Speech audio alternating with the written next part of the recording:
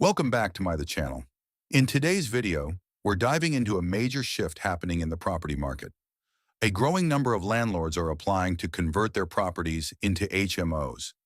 If you're not familiar, HMO stands for House and Multiple Occupation, and it's a strategy many investors are turning to for stronger cash flow. I'll walk you through why this trend is accelerating, which areas are seeing the biggest surge in applications, and what's really driving landlords to make this move right now. Before we get into it, if you're new here, make sure you subscribe and turn on notifications so you don't miss future updates. Join the growing community following property prices, interest rate changes, and practical investing strategies. And if you find this video helpful, don't forget to hit the like button. It genuinely helps the channel reach more people. Now let's get into the topic. It's no surprise that more landlords are exploring HMOs. When done correctly, they can generate significantly higher income compared to standard rentals. However, they're not without challenges. There are strict regulations to follow.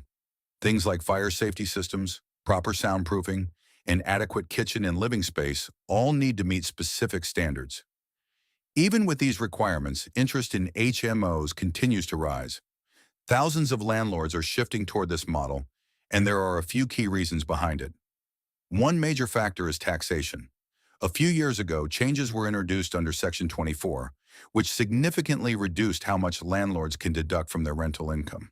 While some expenses are still allowed, the overall tax efficiency isn't what it used to be. Compared to other businesses, landlords now face tighter limitations, and that's pushed many to reconsider their strategies. Another big concern is upcoming legislation. The renters' reform changes are approaching, and many landlords feel uncertain about how these rules will affect them. The potential removal of no-fault evictions is a major worry, as it could make it harder to regain possession of a property if issues arise. That uncertainty alone is causing some landlords to exit the market altogether. On top of that, interest rates are creating pressure. Recently, rates have increased again. For example, if a landlord moves from a 4% deal to 5%, that's roughly a 25% increase in monthly payments, a significant jump. Some landlords were already dealing with rates above 6% following previous economic changes, so these additional increases are making things even tougher. With costs rising and profits shrinking, landlords are being forced to adapt, and HMOs are one of the solutions they're turning to. In fact, since 2018, applications for HMO licenses have increased by around 40%. Which shows just how quickly this trend is growing. So where is this happening the most? One standout location is Edinburgh. This year alone, there have been over 5,000 applications to convert properties into HMOs. That makes sense when you consider the severe shortage of rental homes there. In some cases, a single rental listing can attract hundreds of applicants, which highlights just how high demand is. Next is Oxford, with over 2,400 applications. While some of these properties may be aimed at students, there's also strong demand from working professionals, which keeps the pressure on housing supply. Bristol is another key area, with nearly 1,500 applications. The housing shortage there is very visible.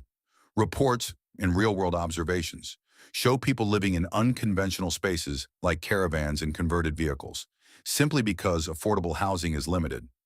That kind of demand naturally encourages landlords to look at HMO opportunities. Southwark also shows high activity with more than 1,400 applications, followed by Tower Hamlets. In Tower Hamlets especially, long waiting lists for social housing highlight the shortage, making HMOs an attractive option to increase capacity. Across most of these areas, the pattern is clear. There simply aren't enough homes to meet demand.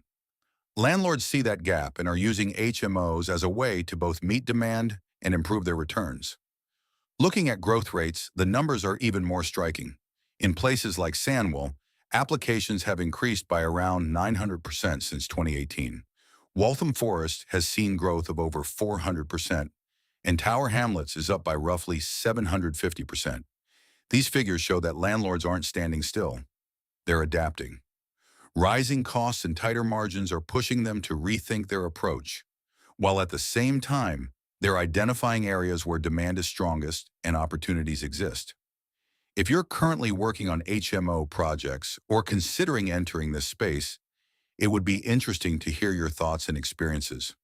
If you want to learn more about how HMOs work and how to approach them correctly, there are training resources available that cover strategy, compliance, and other property investment methods as well. That's it for today's video. If you found it useful, make sure to like and subscribe and check out the other content on the channel, including the next video right here.